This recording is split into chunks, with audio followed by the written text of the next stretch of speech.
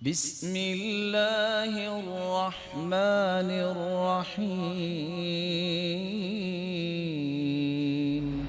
اور اولاد نیک ہوتی وہ ہے جس کے اندر 3 صلاحیتیں ہوں۔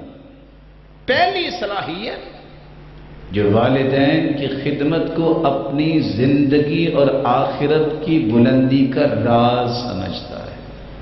دلیل کیا ہے؟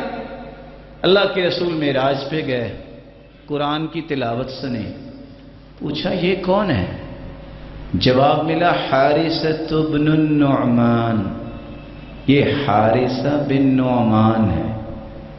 وَكَانَ أَبَرَّ النَّاسِ بِأُمِّهِ، روئے زمین پر اس جیسا کوئی انسان نہیں جو ماں کی خدمت کرتا ہو۔ کائنات میں سب سے زیادہ یہ ماں کے ساتھ نیکی کرنے والا ہے۔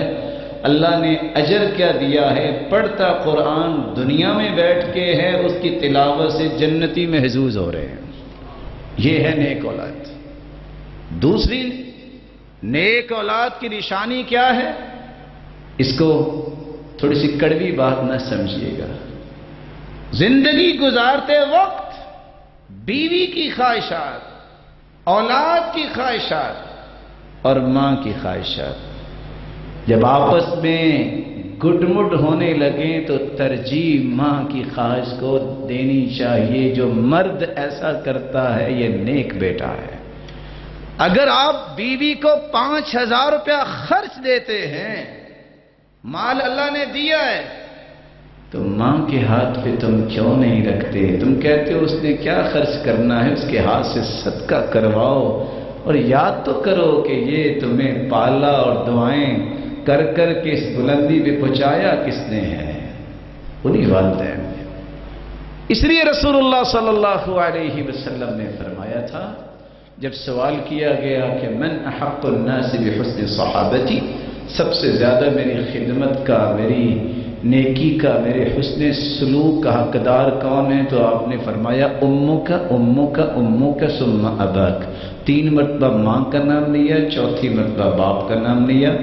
اور حدیث کہتی ہے رضا الرب فی رضا الوالدین وسخط الرب فی سخطہما، جس نے رب کو راضی کرنا ہے وہ والدین کو راضی کر لے، جس نے رب کو ناراض کرنا ہے وہ والدین کو ناراض کر لے۔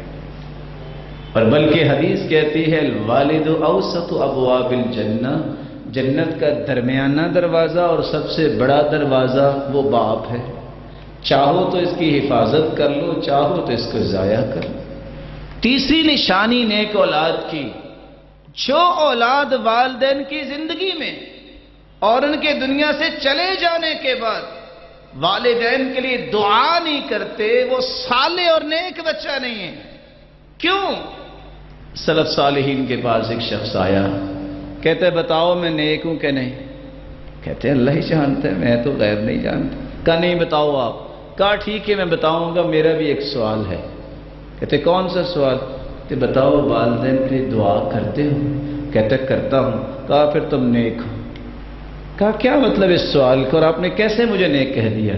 کہا اللہ کے رسول کا فرمان ہے جب بندہ دنیا سے چلا جاتا ہے تو 3 کام ایسے ہیں جس کی نیکی قیامت تک اسے ملتی رہے گی۔ ان صدقۃ جاریہ، اس نے جو صدقہ کیا، جو صدقہ جاریہ ہو گیا، او علم ينتفع به، کسی نے علم سکھا دیا، بیان کر دیا، لوگ اس سے نفع لے رہے ہیں، او ولد صالح يدعو له، اور تیسرا جس نے اپنے بچے کی تربیت کی، جو بچہ اپنے والدین کے لیے دعا کرتا ہے۔ ولد صالح، نیک بچہ وہ ہے، يدعو له، جو اپنے والدین کے لیے دعا کرتا ہے۔